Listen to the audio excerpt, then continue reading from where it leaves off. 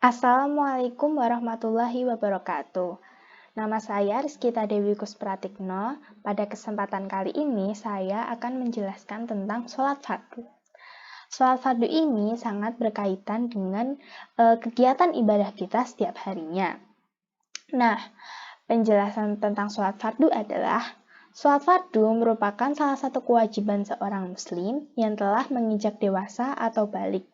Sholat fardu boleh tidak dilaksanakan kecuali berhalangan karena sebab. Hukum sholat fardu ini adalah fardu ain dan wajib dilakukan. Jika tidak melakukan akan mendapatkan dosa. Nah, kedudukan sholat fardu dalam agama Islam itu apa sih? Yang pertama, sholat adalah kewajiban. Kewajiban setiap muslim di dunia ini. Yang kedua, sholat merupakan pembeda antara yang muslim dan yang kafir, yang beriman dengan yang tidak beriman. Yang ketiga, sholat merupakan penyebab tegaknya agama seseorang. Yang keempat, sholat adalah amalan yang pertama kali dihisab pada saat hari kiamat. Nah, kapan saja waktu-waktu sholat fardu itu? Waktu sholat dari hari ke hari antara satu tempat dengan satu tempat yang lain sangat berbeda. Waktu sholat sangat berkaitan dengan peristiwa peredaran semu matahari terhadap bumi.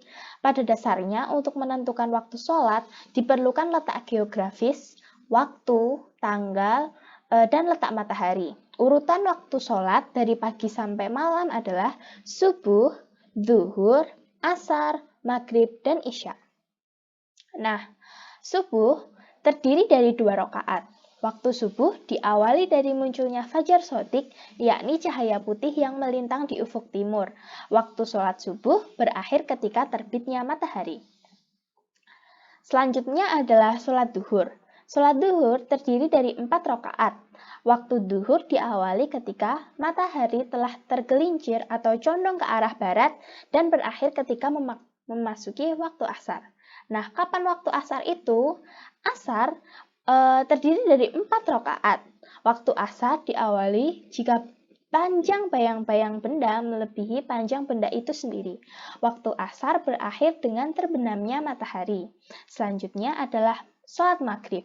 Sholat maghrib terdiri dari 3 rakaat. Waktu maghrib diawali dengan terbenamnya matahari dan berakhir dengan masuknya waktu isya. Nah, kapan waktu isya itu?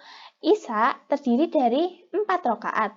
Waktu isya diawali dengan hilangnya cahaya merah atau syafaq di langit barat dan berakhir hingga terbitnya fajar shodiq di keesokan harinya, yaitu waktu subuh.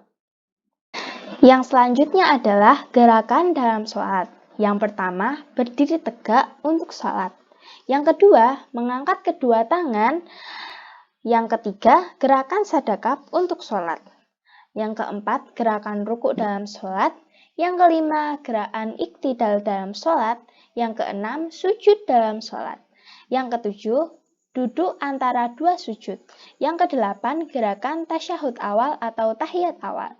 Yang kesembilan, gerakan tasyahud akhir atau tahiyat akhir. Yang kemudian yang terakhir adalah salam. Berikut adalah video tentang praktek sholat.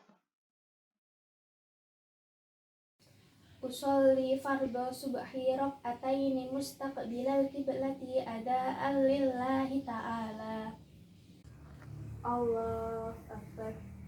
Kabira walhamdulillahi katsira wa subhanallahi bukratan wa asila. Inni wajjahtu wajhiya lilladzi fataras samawati wal ardh hanifan musliman wa ma ana minal musyrikin. Inna sholati wa nusuki wa mahyaya wa mamati lillahi rabbil alamin. La syarika lahu wa bidzalika umirtu wa ana minal muslimin. Bismillahirrahmanirrahim. Alhamdulillahi rabbil alamin. Ar-Rahmanir-Rahim Maliki Yaumiddin. Iyyaka na'budu wa iyyaka nasta'in. Ihdinas siratal mustaqim. Siratal ladzina an'amta 'alaihim ghairil maghdubi 'alaihim waladdallin. Amin. Bismillahirrahmanirrahim. Qul huwallahu ahad. Allahus samad. Lam yalid wa lam yulad wa lam yakul lahu kufuwan ahad. Allahu akbar. Subhana rabbiyal azimi wa bihamdi. Subhana rabbiyal azimi wa bihamdi. Subhana rabbiyal azimi wa bihamdi. Sami'allahu liman hamidah. Rabbana lakal hamdu mil'us samawati wa mil'ul ardi wa mil'u ma syi'ta min syai'in ba'du. Allah Akbar. Subhana rabbiyal a'la wa bihamdi. Subhana rabbiyal a'la wa bihamdi. Subhana rabbiyal a'la wa bihamdi. Allahu Akbar.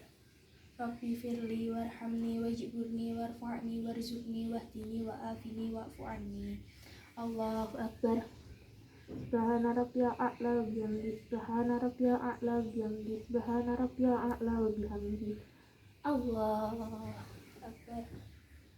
Bismillahirrahmanirrahim. Alhamdulillahi rabbil alamin. Arrahmanirrahim. Maliki yaumiddin.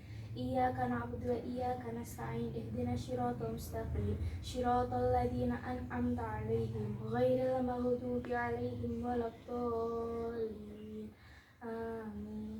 Bismillahirrahmanirrahim. Inna a'tainakal kautsar fasholli li rabbika wanhar.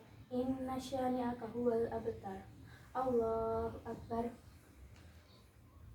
Subhana rabbiyal azim wa bihamdi. Subhana rabbiyal azim wa bihamdi. Subhana rabbiyal azim wa bihamdi. Sami'allahu liman hamidah. Rabbana lakal hamdu mil'us samawati wa mil'ul ardi wa mil'u ma syi'ta min syai'in ba'du. Allahu Akbar. Subhana rabbiyal a'la wa bihamdi. Subhana rabbiyal a'la wa bihamdi. Subhana rabbiyal a'la wa bihamdi. Allahu Akbar. Rabbi firli warhamni wajburni warfa'ni warzuqni wahdini wa'afini wa'fu anni. Allahu Akbar. Subhana rabbiyal a'la wa bihamdi. Subhana rabbiyal a'la wa bihamdi. Subhana rabbiyal a'la wa bihamdi. Allahu Akbar. At-tahiyyatul mubarakatus sholawatut thayyibatu lillah. Assalamu alayka ayyuhan nabiyyu wa rahmatullahi wa barakatuh. Assalamu alayna wa ala ibadillahis sholihin. Ashhadu an la ilaha illallah wa ashhadu anna muhammadar rasulullah. Allahumma sholli ala sayyidina Muhammad wa ala ali sayyidina Muhammad kama shollaita ala sayyidina Ibrahim wa ala ali sayyidina Ibrahim wa barik ala sayyidina Muhammad wa ala ali sayyidina Muhammad kama barakta ala sayyidina Ibrahim wa ala ali sayyidina Ibrahim fil alamin innaka Hamidum Majid. Assalamualaikum warahmatullahi wabarakatuh. Assalamualaikum warahmatullahi wabarakatuh. Pembahasan selanjutnya adalah landasan hukum sholat fardu. Apa saja sih yang mendasari tentang hukum sholat fardu ini? Yang pertama ada di dalam Al-Quran, yaitu surat Al-Baqarah ayat 43, yang artinya, dan dirikanlah sholat, dan bayarlah zakat, dan tunduklah atau rukuklah bersama orang-orang yang rukuk. Yang kedua ada di dalam surat Al-Ankabut ayat 45, yang artinya, kerjakanlah sholat, sesungguhnya sholat itu mencegah perbuatan yang keji dan yang mungkar.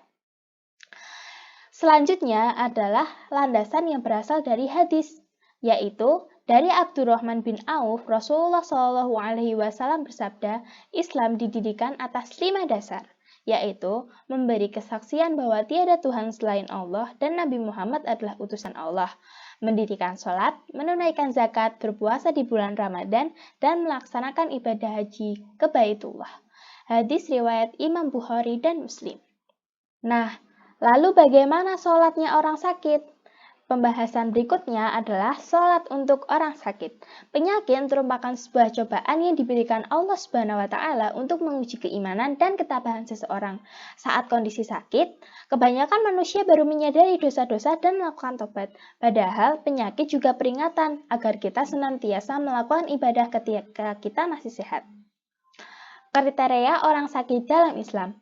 Menurut jumhur ulama, kriteria orang sakit yang mendapat rukhsah atau keringanan adalah seseorang yang menderita sakit keras, yakni ketika seseorang melakukan ibadah, maka penyakitnya akan bertambah parah atau kesembuhannya tertunda. Pendapat yang kedua ada pendapat dari ahli zahir. Kriteria orang sakit yang mendapat rukhsah atau keringanan adalah sakit apapun yang menimpanya, walaupun hanya sakit ibu jari, sakit gigi, dan sakit perut. Nah, rukhsah atau keringanan bagi orang sakit itu apa saja sih? Yang pertama ada wudhu atau mandi besar. Apabila seseorang hendak bersuci sebelum melakukan sholat, bila terdapat luka yang diperban, cukup sekali diusap sekali menggunakan air sekali, seperti itu. Yang kedua ada tayamum. Seseorang yang sakit boleh melakukan tayamum apabila jika terkena air, maka akan memperburuk penyakitnya. Kemudian, posisi sholat bagi orang sakit. Banyak orang sakit yang tidak bisa melakukan posisi sholat seperti biasanya, seperti orang yang lumpuh tidak bisa berdiri. Nah, rukhsah atau keringanan bagi orang tersebut adalah duduk seperti tahiyat awal, duduk dengan kaki terjulur, terlentang dengan kepala lebih tinggi, atau posisi tidur miring menghadap kiblat.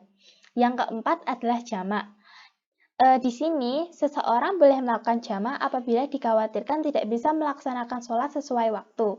Jika jarak waktu sholat terlalu sulit dikerjakan pada waktunya atau terjeda dengan waktu istirahat, maka boleh menjamak sholat bagi orang sakit.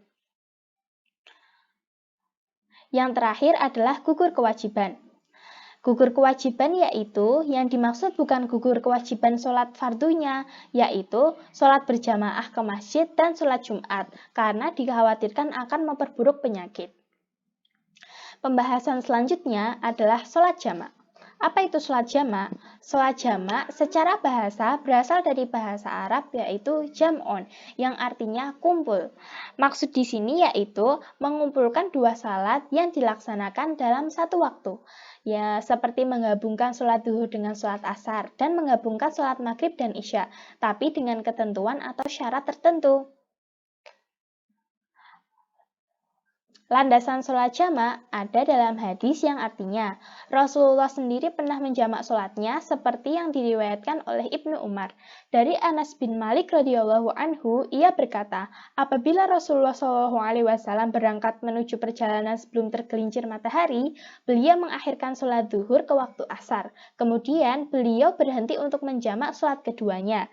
Dan jika matahari tergelincir sebelum ia berangkat, maka beliau sholat duhur terlebih dahulu kemudian naik kendaraan. Hadis riwayat Bukhari. Selanjutnya adalah syarat sholat jamak. Yang pertama adalah musafir. Musafir adalah orang yang melakukan perjalanan, tetapi perjalanannya bukan untuk maksiat dan jaraknya lebih dari 16 farsah atau 81 km. Yang kedua, uzur. Ada halangan atau kepentingan mendesak seperti operasi yang menghabiskan waktu 2 sholat atau lebih. Yang ketiga, orang sakit, yaitu apabila tidak mampu melaksanakan sholat tepat waktu. Yang keempat, ada hujan atau bencana. Jika terdapat hujan atau bencana yang bisa menimbulkan mudarat, maka boleh menjamak sholat. Sholat jamak ini dibagi menjadi dua, ada jamak takdim dan jamak takhir.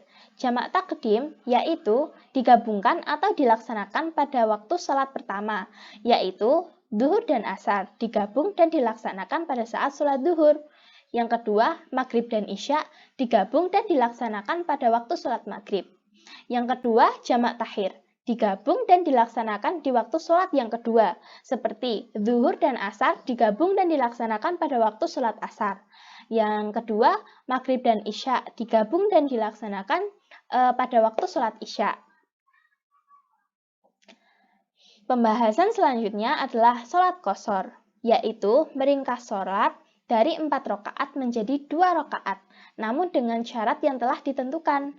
Persamaannya dengan sholat jamak adalah dipraktikkan dalam sholat dengan tujuan untuk mempermudah perjalanan dan mempersingkat waktu agar lebih cepat sampai tujuan. Namun, sholat qashar ini hanya berlaku bagi orang yang sedang dalam perjalanan atau musafir saja, tidak berkenan bagi orang yang bermukim atau di rumah. Para ulama berbeda pendapat tentang hukumnya, ada yang menyebut wajib, ada yang menyebut sunnah muakkad, bahkan mubah. Pembahasan selanjutnya adalah syarat sholat qashar. Yang pertama, musafir. Yang kedua, perjalanan lebih dari 80 km. Yang ketiga, qashar sholat yang 4 rakaat seperti sholat duhur, sholat asar. Yang keempat, boleh menjamak dan mengqashar. Yang kelima, tidak perlu sholat rawatib. Yang keenam, tidak bermakmum pada sholat hadir. Nah, berikut adalah pembahasan saya tentang sholat fardu. Semoga menjadi manfaat dan menambah ilmu kita. Terima kasih semuanya. Wassalamualaikum warahmatullahi wabarakatuh.